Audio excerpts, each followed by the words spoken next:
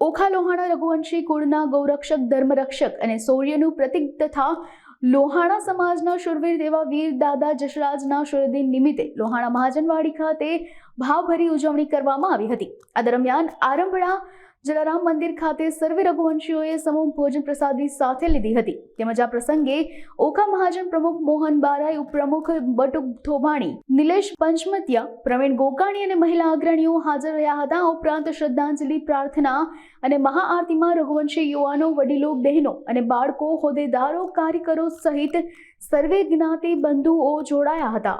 આજ મહાન દિવસ એટલે દાદા જસરાજ એક એવા મહાન વિભૂતિ થઈ ગયા કે દાદાએ ગૌરક્ષા માટે થઈને વિધર્મીઓનો જ્યારે આતંક સનાતન ધર્મ ઉપર અને ગૌ માતા ઉપર જ્યારે આતંક મચાવતા હતા ત્યારે દાદા જસરાજનો પરમાત્માએ એક અવતાર ધારણ કર્યું અને દાદા જસરાજ એટલે રઘુવંશી વંશના મહાન એવા તપસ્વી વીર કે દાદા જેમ આપણે વછરાજ થઈ ગયા ગૌ માતા માટે, એવી રીતે ગૌ માતાના રક્ષા માટે દાદા વછરાજે ગાય માતાની રક્ષા માટે આજની મહાન તિથિમાં બલિદાન આપ્યું અને બલિદાનના યાદ શક્તિમાં રઘુવંશી વંશના ઓખાના તમામ રઘુવંશીઓએ આજે મહાજનવાડીમાં એક મહાઆરતીનું આયોજન કર્યું। એની મહાન વીર ગાથાની કથા વર્ણવી અને પૂજા કરી અને તમામ રઘુવંશીઓએ દાદા જસરાજના ગુણગાન ગાઈ અને એને પ્રાર્થના કરીને સાચી એક અર્પણ વીર ગતિની